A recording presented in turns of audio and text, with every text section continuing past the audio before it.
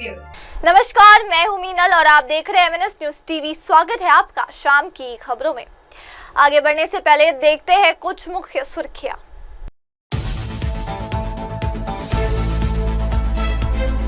गर्मी के महीने में ठंड का एहसास, बर्फ की सफेद चादर में ढका भारत का स्वर्ग। भोपाल पहुंचे प्रधानमंत्री नरेंद्र मोदी, किया जनसभा को संबोधित। कोलंबिया की प्रतिक्रिया निराशाजनक थी, ऐसा कहा तेजस्वी सूर्या ने। और अब देखते हैं सारी खबरों को विस्तार से। गर्मी के महीने में ठंड का एहसास, बर्फ की सफेद चादर में ढका भारत का स्वर्ग। भारत के कई राज्यों में भीषण गर्मी पड़ रही है। मई के महीने में दिल्ली समेत कई राज्यों में पारा हाई हो जाता है। अधिकतम तापमान 42 डिग्री सेल्सियस के पार तक पहुंच जाता है। वहीं इस बार देश के कई राज्यों में समय से पहले बारिश का दौर शुरू हो गया। इसके चलते लोगों को गर्मी से राहत मिली हुई है। जम्मू कश्मीर में भी बारिश के चलते मौसम सुहाना हो चुका है। बारिश के बीच शनिवार की सुबह जम्मू कश्मीर के कई ऊपरी इलाकों में जमकर बर्फबारी हुई। बांदीपोरा के राजदान टॉप पर करीब 3 इंच की बर्फबारी हुई, जबकि पीर की गली में 2 से 3 इंच बर्फबारी दर्ज की गई। मीना मार्ग द्रास इलाके में 1 से 2 इंच बर्फबारी हुई। जोजीरा दर्रा में बर्फबारी की वजह से यातायात को भी रोक दिया गया है। इन सभी जगहों पर शनिवार सुबह से ही जमकर बर्फबारी हो रही है। कश्मीर के सिंथन दर्रे पर भी बर्फबारी हुई। कश्मीर के तापमान में काफी गिरावट आई है। ऐसे में माना जा रहा है कि कई घाटी की ऊंचाई वाले इलाकों में बर्फबारी और भी तेज हो सकती है। ऐसे में मई के महीने में कश्मीर के कई इलाके बर्फ की सफेद चादर में ढक चुके हैं। यहाँ आने वाले सैलानी मई के महीने में बर्फबारी देख बहुत खुश हो रहे हैं। स्थानीय मौसम विभाग के निदेशक डॉक्टर मुख्तार अहमद ने बताया कि पिछले 24 घंटों के दौरान जम्मू कश्मीर के अधिकांश स्थानों पर गरज के साथ बारिश हो रही थी। उन्होंने पहले ही कहा था कि शनिवार को अधिकांश क्षेत्रों में बारिश होगी, साथ ही कुछ ऊंचे इलाकों में बर्फबारी भी हो सकती है। कुछ स्थानों बारिश के साथ तेज हवाएं चलने का भी अलर्ट जारी किया गया है।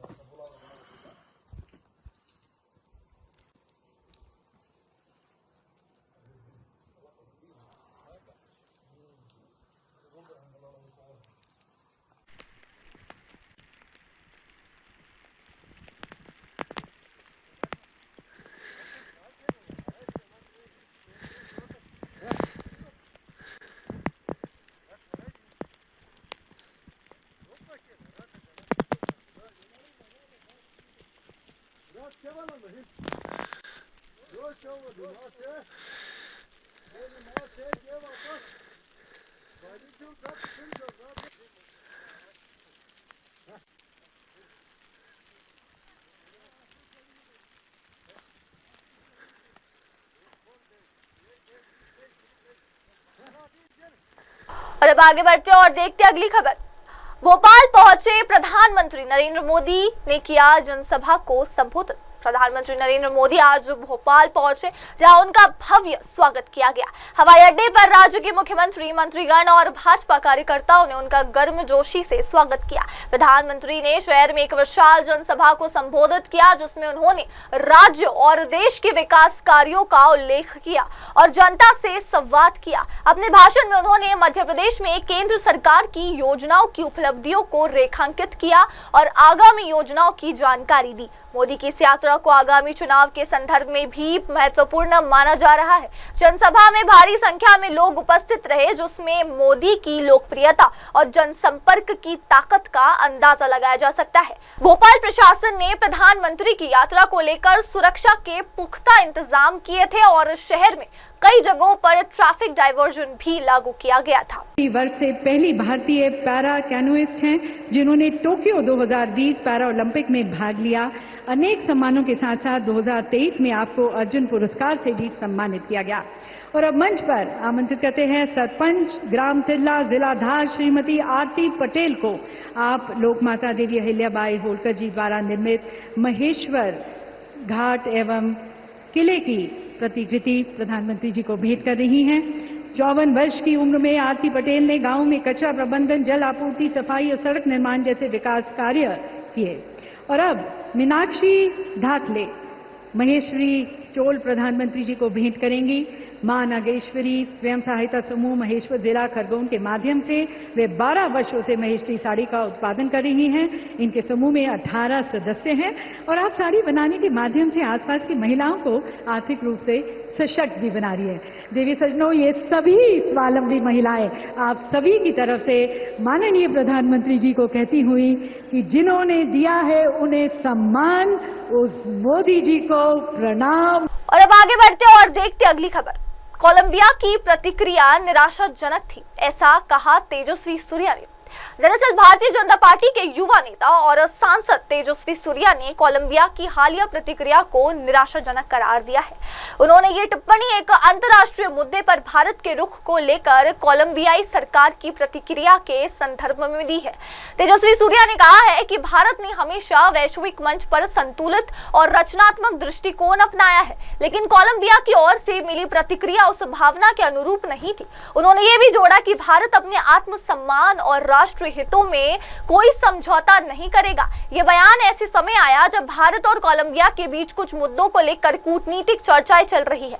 सूर्या के अनुसार इस तरह की प्रतिक्रियाएं द्विपक्षीय संबंधों में अवरोध उत्पन्न कर सकती है। भाजपा नेता की यह टिप्पणी राजनीतिक और कूटनीतिक हलकों में चर्चा का विषय बन चुकी है।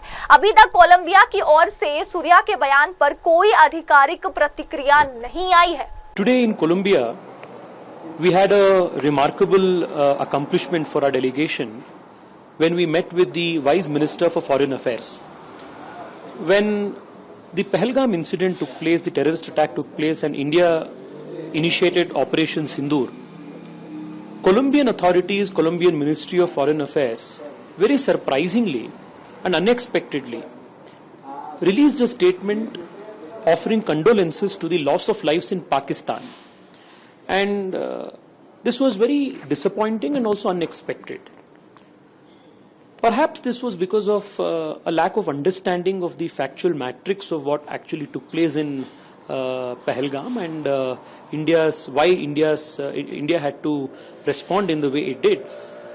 Today, in the course of the interactions with the authorities in the foreign ministry, especially the Vice Minister of Foreign Affairs, we made two things very clear. You cannot draw an equivalence between the attacker and the victim. We responded in defense, while Pakistan started this aggression with a terrorist attack. 26 innocent tourists were killed. India neutralized terrorists. There is a difference between tourists being killed and terrorists being neutralized. You cannot create an equivalence between the two. और अब आगे बढ़ते हुए डालते हैं नजर हमारी अगली खबर पर। भारत पाकिस्तान सीज फायर पर ट्रंप का एक बड़ा बयान सामने आया है। राष्ट्रपति ट्रंप ने कहा है कि हमने व्यापार पर भारत की बात की और कहा हम उन लोगों के साथ व्यापार नहीं कर सकते जो एक दूसरे पर गोली चला रहे हैं और संभावित रूप से परमाणु हथियारों का इस्तेमाल कर रहे हैं। अच्छी बात रही कि दोनों देशों के नेताओं ने इसे समझा और वो युद्ध रोकने पर सहमत हुए, इसलिए मुझे इस पर बहुत बहुत गर्व है। पाकिस्तान और भारत के बीच एक बहुत ही खतरनाक संभावित युद्ध चल रहा था, मगर अब अगर आप देखें तो सब ठीक चल रहा है। और ट्रंप ने कहा कि दोनों देशों के बीच तनाव इतना बढ़ गया था कि ये न्यूक्लियर युद्ध में तब्दील हो सकता था। उन्होंने कहा अगर हमने हस्तक्षेप न किया होता तो ये लड़ाई न्यूक्लियर तबाही बन सकती थी। हालांकि ये बयान उनके पिछले दावे से विरोधाभासी है। कुछ दिन पहले ही ट्रंप ने कहा था कि भारत और पाकिस्तान के बीच हुए सीजफायर में उनकी कोई प्रत्यक्ष भूमिका नहीं थी। अब उनके ताजा बयान से ये संकेत मिल रहा है कि वो इस कूटनीतिक सफलता का श्रेय लेना चाहते हैं। ट्रंप के इस बयान से अंतर्राष्ट्रीय समुदाय में एक बार फिर से भारत पाकिस्तान रिश्तों और अमेरिका की मध्यस्थ भूमिका को लेकर चर्चा तेज हो चुकी है। We're dealing with India, we're dealing with Pakistan, and we were able to stop potentially a nuclear war through trade as opposed through bullets. You know, normally they do it through bullets, we do it through trade. So I'm very proud of that. Nobody talks about it, but we had a very nasty potential war going on between Pakistan and India. And now if you look, they're doing fine. और अब अगली खबर, Colombia पहुंचे शशि थरूर के नेतृत्व में सर्वदलीय प्रतिनिधिमंडल पाकिस्तान के प्रति कोलंबिया की प्रतिक्रिया पर नाराजगी जताई है। कांग्रेस सांसद और पूर्व राजनयिक शशि थरूर के नेतृत्व में एक सर्वदलीय प्रतिनिधिमंडल ने कोलंबिया की राजधानी बोगोटा का दौरा किया। इस यात्रा का उद्देश्य भारत के हालिया आतंकवाद विरोधी अभियान ऑपरेशन सिंदूर के संदर्भ में अंतर्राष्ट्रीय समुदाय को भारत की स्थिति से अवगत कराना था। हालांकि इस दौरे के दौरान कोलंबिया सरकार की पाकिस्तान के प्रति सहानुभूति जताने वाली प्रतिक्रिया पर थरूर ने गहरी नाराजगी व्यक्त की। उन्होंने इसे भारत की संप्रभुता और आत्मरक्षा के अधिकार का उल्लंघन करार दिया और कोलंबिया सरकार से इस बयान को वापस लेने की मांग की। इससे पहले थरूर ने ऑपरेशन सिंदूर के संदर्भ में पाकिस्तान के प्रति कोलंबिया की सहानुभूति पर निराशा व्यक्त की। उन्होंने कहा था कि भारत ने हमेशा पाकिस्तान के साथ उदारता दिखाई है, लेकिन अब स्थिति बदल गई है। उन्होंने पाकिस्तान के साथ सिंधु जल संधि को निलंबित करने की भारत की स्थिति को भी स्पष्ट किया। थरूर के नेतृत्व में ये प्रतिनिधिमंडल पहले अमेरिका और पनामा का दौरा कर चुका है और अब गयाना, ब्राजील और कोलंबिया में भारत की स्थिति को स्पष्ट करने के लिए यात्रा कर रहा है। कोलंबिया सरकार ने थरूर की नाराजगी के बाद पाकिस्तान के प्रति अपनी सहानुभूति जताने वाले बयान को वापस ले लिया है, जो भारत के लिए एक कूटनीतिक सफलता मानी जा रही है। We are still proud of being the land of Mahatma Gandhi. Later today, we hope to go and pay tribute to the bust of Mahatma Gandhi in Bogota. Mahatma Gandhi taught us the importance of non-violence, of peace, but he also led our struggle for freedom, and he taught us the importance of protecting our freedom and the importance of freedom from fear. We will live free and we will not live in fear. We will live with strength, and that is what we want you to understand. Thank you, Mr. President. अब आगे बढ़ते हैं और देखते हैं अगली खबर। आलिया भट्ट का दोस्त की शादी पर स्पेन में दिखा देसी अंदाज। ट्रक पर खड़े होकर किया डांस, भारत में ढोल पर भी खूब थिरकी। आलिया भट्ट ने स्पेन में अपनी करीबी दोस्त की शादी अटेंड की थी, जिसके वीडियो अब सोशल मीडिया पर जमकर वायरल हो रहे हैं। इन वीडियो में आलिया को ट्रक पर चढ़कर डांस करते देखा जा सकता है। बॉलीवुड एक्ट्रेस आलिया भट्ट के स्पेन से कई वीडियो वायरल हो रहे हैं, जहां वो अपनी दोस्त तानिया शाह गुप्ता की शादी अटेंड करने गई है। रॉजी स्टार अपनी सभी दोस्तों के साथ विदेश में जमकर एंजॉय करती दिखाई दी। इस बीच भारत का एक वीडियो सामने आया है, जिसमें आलिया का एक अलग ही अंदाज देखने के लिए मिल रहा है। एक वीडियो में आलिया को ढोल पर थिरकते हुए देखा जा सकता है। इसमें उन्होंने व्हाइट कलर का इंडो वेस्टर्न आउटफिट पहना था। जब ढोल बज रहा था तो एक्ट्रेस हाथों से भांगड़ा के स्टेप्स करती दिख रही थी। आतंकवाद के मुद्दे पर पाकिस्तान को बेनकाब करने के लिए भारतीय प्रतिनिधिमंडल पहुंचा इथियोपिया। आतंकवाद के मुद्दे पर पाकिस्तान को बेनकाब करने के लिए राष्ट्रवादी कांग्रेस पार्टी शरद पवार गुट की सुप्रिया सुले के नेतृत्व में भारतीय सर्वदलीय प्रतिनिधिमंडल शुक्रवार को इथियोपिया की राजधानी अदीस अबाबा पहुंचा। ये प्रतिनिधिमंडल ऑपरेशन सिंदूर के तहत भारत के आतंकवाद के खिलाफ जीरो टॉलरेंस के मजबूत संदेश को आगे बढ़ा रहा है। ये प्रतिनिधिमंडल ऑपरेशन सिंदूर के तहत भारत के आतंकवाद के खिलाफ जीरो टॉलरेंस के मजबूत संदेश को आगे बढ़ाते हुए ये दौरा भारत की उस रणनीतिक पहल का हिस्सा हो गया है, जिसका मकसद पाकिस्तान से होने वाले आतंकवाद के खिलाफ अंतर्राष्ट्रीय समर्थन जुटाना है। दक्षिण अफ्रीका को सफल यात्रा के बाद अदीस अबाबा पहुंचे प्रतिनिधिमंडल ने आतंकवाद के खिलाफ भारत के दृढ़ और एकजुट रुख की पुष्टि की। इससे पहले गुरुवार को दक्षिण अफ्रीका में एक प्रेस वार्ता के दौरान भारतीय प्रतिनिधिमंडल ने भारत दक्षिण अफ्रीका की मजबूत रणनीतिक साझेदारी पर जोर दिया। उन्होंने 22 अप्रैल को पहलगाम में हुए आतंकी हमले की पृष्ठभूमि, इसके जवाब में ऑपरेशन सिंदूर और सीमा पार आतंकवाद खिलाफ के भारत के जीरो टॉलरेंस के दृढ़ रुख को उजागर किया। वहीं एनसीपी एससीपी सांसद सुप्रिया सुले के नेतृत्व में सर्वदलीय प्रतिनिधिमंडल से मुलाकात के बाद इथियोपिया के पूर्व प्रधानमंत्री हाइलेमारियम देसालेगन ने कहा, आतंकवाद एक वैश्विक समस्या है और एक वैश्विक समुदाय के रूप में हमें आतंकवाद के खिलाफ लड़ने के लिए सहयोग और समन्वय करने की आवश्यकता है। जहां तक आतंकवाद से लड़ने का सवाल है, अफ्रीकी संघ के पास बहुत अच्छे नियम है और खासकर जब आतंकवाद राज्य प्रायोजित हो तो ये बहुत खतरनाक होता है। हमें आतंकवाद से लड़ने का तरीका खोजने की जरूरत है। वैश्विक दक्षिण को विशेष रूप से आतंकवाद के खिलाफ लड़ाई में सहयोग करना होगा और मजबूत होना होगा। I think first of all, terrorism is a global problem, and as a global community, we need to cooperate and coordinate to fight against terrorism. And the African Union has a very good regulations as far as fighting terrorism is concerned. And especially when terrorism is state-sponsored, it is a very dangerous one. And we need to get a way how to fight terrorism and make people and states that sponsor terrorism to stop that, because it harms the global community at large. In the case of India, it's Pakistan that sponsored terrorism in the region. Do you think that this is the high time what must unite against terrorism and talk at the global level? I think at the global level we have to have the same policy and proper policy on this kind of things to fight terrorism. This will be an issue of global south at the region. Yeah, global south especially has to cooperate and be strong in the fight against terrorism. और अब अगली खबर, हिंद प्रशांत सहयोगी देशों को America ने किया आगाह, रक्षा मंत्री बोले चीन का खतरा बेहद नजदीक। अमेरिका के रक्षा मंत्री पीट हेग्सेथ ने शनिवार को अपने एक बयान में कहा कि अमेरिका हिंद प्रशांत महासागर क्षेत्र के सहयोगी देशों के साथ है और चीन की आक्रामकता की स्थिति में उन्हें अकेला नहीं छोड़ा जाएगा। हेग्सेथ ने कहा कि अमेरिका हिंद प्रशांत क्षेत्र के सहयोगी देशों के साथ रक्षा संबंधों को मजबूत करेगा। सिंगापुर में वैश्विक सुरक्षा सम्मेलन शंग्री-ला डायलॉग में बोलते हुए अमेरिकी रक्षा मंत्री के निशाने पर खासतौर पर चीन रहा और उन्होंने ताइवान के खिलाफ चीन की आक्रामकता का भी जिक्र किया। चीन द्वारा लगातार युद्धाभ्यास किया जा रहा है और उसके युद्धाभ्यास में ताइवान को ब्लॉक करने का अभ्यास किया जा रहा है।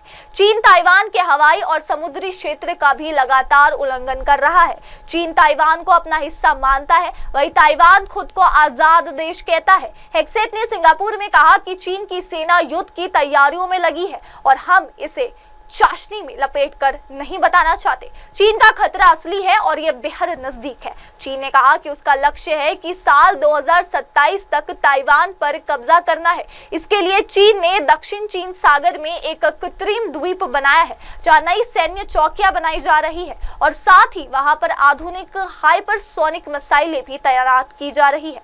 हेग्सेथ ने कहा कि चीन न सिर्फ ताइवान पर कब्जे के लिए सैन्य निर्माण कर रहा है बल्कि वो सक्रिय तौर पर युद्धाभ्यास में भी जुटा हुआ है। अमेरिकी रक्षा मंत्री ने हिंद प्रशांत महासागर क्षेत्र के सहयोगी देशों से भी अपील की कि वे भी अपने बजट का 5% रक्षा क्षेत्र पर खर्च करें। अब अगली खबर, पानी की कमी से जूझ रहा पाकिस्तान, पीएम शहबाज को फिर याद आई सिंधु जल संधि, विश्व में लगा रहे गुहार। पाकिस्तान के प्रधानमंत्री शहबाज शरीफ ने दुनिया भर के अलग अलग मंचों पर सिंधु जल संधि स्थगित की जाने के मुद्दे उठा रखे हैं। शहबाज का कहना है कि पाकिस्तान भारत को राजनीतिक लाभ के लिए सिंधु जल संधि को स्थगित करके लाखों लोगों के जीवन को खतरे में नहीं डालने देगा। शहबाज लगातार वैश्विक मंचों पर गुहार लगाते नजर आ रहे हैं।